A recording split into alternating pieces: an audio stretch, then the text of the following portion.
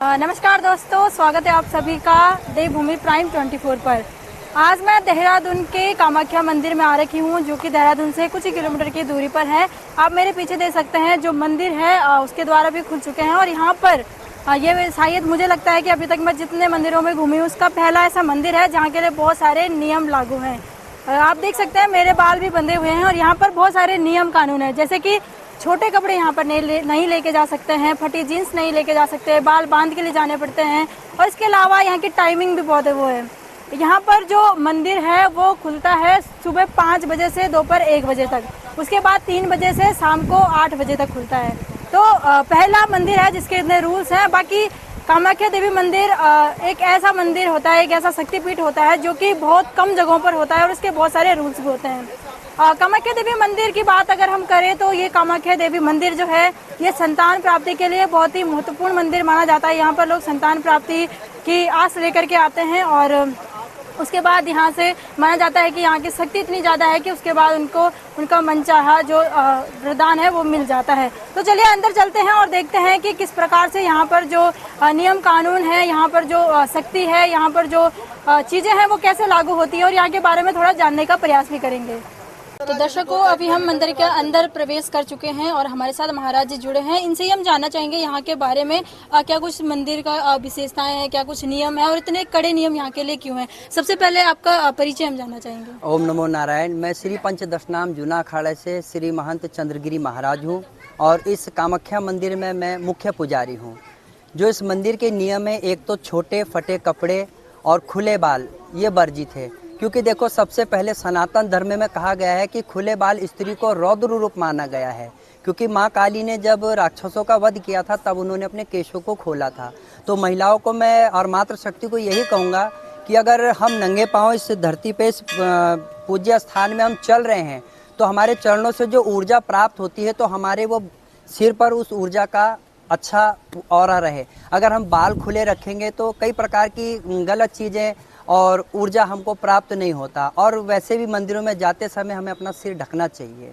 और सभी धर्मों में देखो, आप देखेंगे सभी अपने सिर को ढकते हैं, पूरे कपड़े पहनते हैं। एक हमारे हिंदू मातृशक्ति में ऐसा हो गया कि वो आधे छोटे कपड़े पहनते हैं। इसका पहनने से हमें कोई दिक्कत या कोई एतराज़ नहीं है, पर हम ये चाहते हैं कि मंदिर प्रांगण में कोई भी हमारी माता बहनों को गलत निगाहों से न देखे, हमारा ये उद्देश्य है जी। और दूसरी जो आपकी शर्त है वो मतलब एक नियम यहाँ का है कि टाइमिंग को लेकर के, तो ये टाइमिंग किस लिए है, क्या टाइमिंग इसलिए है, देखो सुबह 6 बजे प्रांगण मंदिर का खुल जाता है, 7 सवा 7 बजे आरती होती है, उसके बाद मंदिर 1 बजे बंद होता है जिसमें माता का भोग प्रसाद लगाया जाता है। और उसके उपरांत फिर हम लोग भी भोजन करते हैं। मंदिर में कुछ गाय माता हैं जिसको हम घास सानी गोबर हम अपने हाथों से करते हैं, हमने कोई सेवादार नहीं रखा हुआ है। तो इसीलिए 3 बजे हम मंदिर की भी साफ़ सफाई करके फिर 3 बजे मंदिर खोलते हैं। फिर उसके उपरांत 6 बजे आरती होकर कपाट बंद होता है, फिर हम अपना भोजन वगैरह बनाते हैं और अपनी गौ माता की सेवा करते हैं। जी महाराज जी।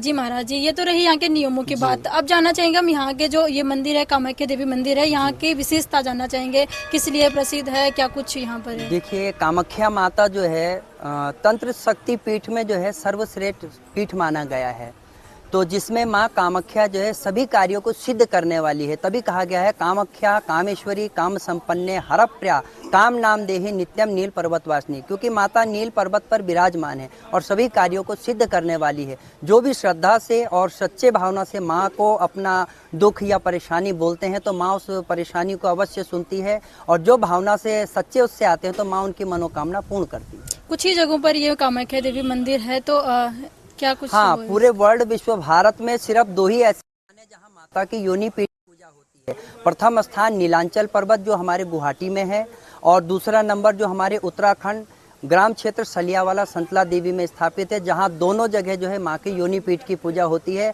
और हमारी जो प्रतिमा पूजा है एक हिमाचल में है और एक हमारे पिथौरागढ़ में है, जहाँ माता की शिला रूप में पूजा की जाती है। जी, यहाँ पर आसपास जब हम आ रहे थे तो हमने देखा कि बहुत जगह जो मांस का भक्षण भी किया जा रहा है और काटे जा रहे हैं मुर्गे वगैरह, तो उसके बारे में आपने क्या कुछ करा नहीं यहाँ के? देखो ये इसके लिए तो हम नहीं कह सकते, क्योंकि देखो एक जना से लड़ा जा सकता है, इतने व्यक्तियों से नहीं लड़ा जा सकता है, क्योंकि देखो यहाँ कुछ लोगों की रोजी रोटी भी इसी से चल रही है, पर उसके भी हम खिलाफ नहीं है। पर अगर जिस तरीके से मंदिर के प्रांगण के आगे लोग गंदगी और ये मांस मदिरा दारू जो करते हैं, इस चीज़ से थोड़ा दिक्कत होती है, क्योंकि देखो कई दफ़ा ऐसा होता है कि खा पी करके बहुत गाली गलौज करते हैं, जो यहाँ की माता बहनें हैं उनको भी थोड़ा सा अच्छा नहीं लगता।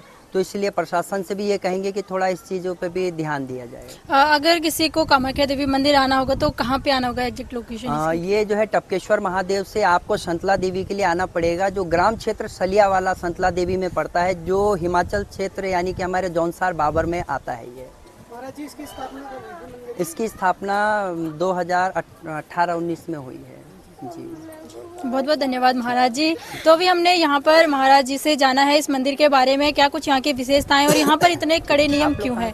आपको और भी दर्शन कराएंगे। हालांकि यहाँ पर एक दूसरा कड़ा नियम है कि यहाँ पे जो गर्भगृह है वहाँ पर फोटो वीडियो लेना वर्जित है, तो हम अंदर तो वीडियो नहीं ले सकते लेकिन हम प्रांगण दिखा सकते हैं। और यहाँ पर एक चीज मुझे बहुत पसंद आई है, यहाँ के जो फूल है बगिया है वो बहुत प्यारी है, बहुत सुंदर है और प्रकृति से जोड़ते हुए यहाँ का जो मंदिर प्रांगण है वो रखा गया है। फिलहाल हम देहरादून में मौजूद हैं और जो कि महाराज जी ने बताया जौनसार बाबर के क्षेत्र में आता है और काफी अच्छा मंदिर है और बहुत प्रसिद्ध है अपने वरदानों के लिए ये मंदिर। तो मिलते हैं आपको अगली वीडियो में, अभी के लिए इतना ही काफी। नमस्कार।